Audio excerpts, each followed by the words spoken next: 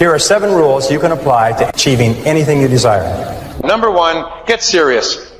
Make a decision to go all the way to the top. Up to now you've thought about it. Up to now it's passed your mind. Many of you made the decision and you decided to get serious and your lives have taken off. Like in the shadow going up the dark side of the hill until the moment you decide that, by gum, I'm going to be the best in what I do. I'm going to be in the top 10%. And suddenly you emerge into the sunshine and your life is forever after different. Wonderful. Get serious. Don't fool around anymore.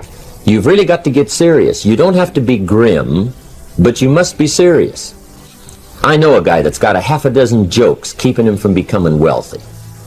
He's not known as rich. He's known as a joker, which I guess is okay if that's the kind of life you want to live. But it really isn't the best way to live. To go from average to fortune, you must get serious. And you must get serious about 2 very important things. Number 1 is setting your goals and where you want to go. Designing the next 5, the next 10 years is so vitally important. What do you want to do economically? Where do you want to go? What do you want to be? What would you like to have? What would you like to share? How much would you like to earn? How far would you like to go? Those are some major questions to ask. And for that all to work out like you want it to for the next 5 or 10 years, in my personal opinion, you've got to get serious.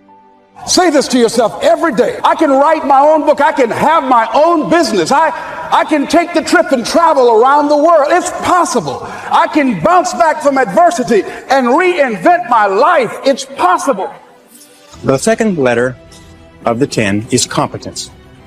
And this is a discovery that I made a couple of years ago, and it just staggered me because I've been studying success for years. And then there's the book In Search of Excellence, and then there's The Pursuit of Excellence, and then there's Refinding Excellence and Losing Excellence, and all the excellence books. And I sat down and looked at this whole concept of excellence, and I saw something that I hadn't noticed. It's almost like something brought to the surface of your mind. I noticed that every single man or woman that I had studied who had achieved any kind of success in any field whatsoever had done it after they had made a commitment to becoming excellent in that field. And I began to look, and I began to compare, and I began to talk to people, and I speak to thousands of people virtually every month.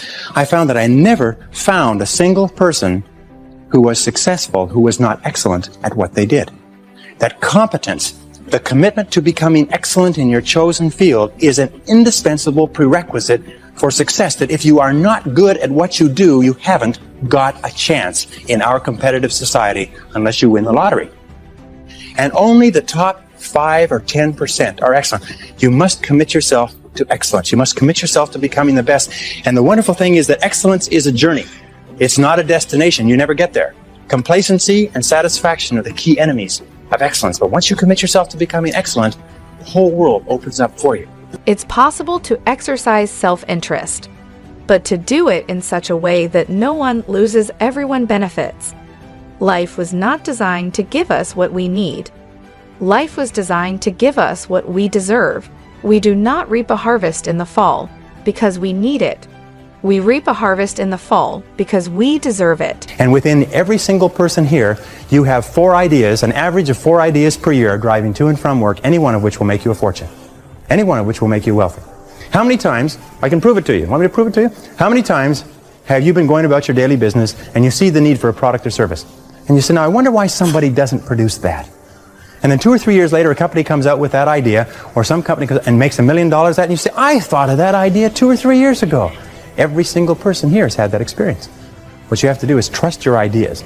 Number 3 is practice what top people practice, which is what is called idealization. You project forward several years and you imagine that your life is perfect in every way. Now, what we have found is this is the starting point of great riches, and it's the starting point of great success in life, is for you to have a dream or a vision of a wonderful future. Here's an exercise that we give people in our audiences, is take a sheet of paper and make up what is called a dream list. It just allows you to just run wild and just write down everything that you could think of that you could possibly want. I had a friend who I taught this to, and he got so excited about it, he bought a spiral notebook, and he began writing. And he'd go through the newspaper, and every single thing he saw in the newspaper that was nice, he wrote it down as a goal. He ended up, first time through, with 330 goals. With the end of the month, he had 500 things that he wanted. The interesting thing was that his life exploded. He activated the law of attraction, and he began to attract into his life people, circumstances, ideas, resources, insights that began to move him toward the accomplishment of the goals. Then you have to get serious about another important subject. And that important subject is called personal development. Personal development is striving hard to become the kind of person that you want to be. There's a very important question to ask, and the question is, 10 years from now, you will surely arrive. And the question is, where? So to answer the question of where you want to arrive and the kind of person you want to be, you've got to get serious. And the difference between successes and failures is not that successful people make right decisions. It is that successful people make their decisions right. The third point under clarity is to have a vision for yourself and a vision for your life. The key to having a vision is to have a dream. They say in the song, you've got to have a dream if you want to make a dream come true.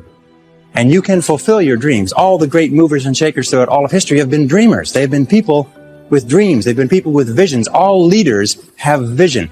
In the book of Solomon, it says, where there is no vision, the people perish. And the metaphysical meaning of that is that where people lack vision, they perish inside because they lose the excitement and the thrill of life. If the best way to predict the future is to create it, which means to have a vision, and even though the vision is in the air or the sky, then build a foundation under your dreams. And when you see men and women who rise from poverty and obscurity to fame and renown, you invariably see someone who had a vision of what they could be and have and do that was far beyond what they were. Every one of us has had an experience. At one time, when we were small, we had a vision of being grown up and having our own cars. And as we grew older, we had a vision of having our own homes and our own families. The problem is that our goals are set so low that even when we do achieve them, they don't turn us on. They don't fill us with enthusiasm. So dream big dreams. The next key to becoming a self-made millionaire is to get around the right people. This is a key for becoming a self-made millionaire. Why? Dr. David McClellan at Harvard did studies for 25 years looking into why it is that some people succeeded greatly in life. What he found was as much as 99% of your success in life is going to be determined by what he called your reference group. Your reference group are the people with whom you habitually associate. Why? It's because we are like chameleons and we absorb through the skin the attitudes, the opinions, the behaviors, the style of dress, the style of speech of the people with whom we associate most of the time. If you start to associate with winners most of the time, you find that they have a totally different worldview. They're positive, they're upbeat, they're focused, they're learning, they're growing, they're positive at what they're doing, and you start to become like that. There is what you've heard about the law of attraction. And the law of attraction says that if you change the way you think, you start to attract new people into your life. If you become aggressive about personal development and personal growth, you start to meet other people who think the same way. And the old groups of people that you associated with fall away, and the new group of people appears. So people say, well, where do I find positive people who are thinking about success all the time? First you become one, and then you naturally attract it.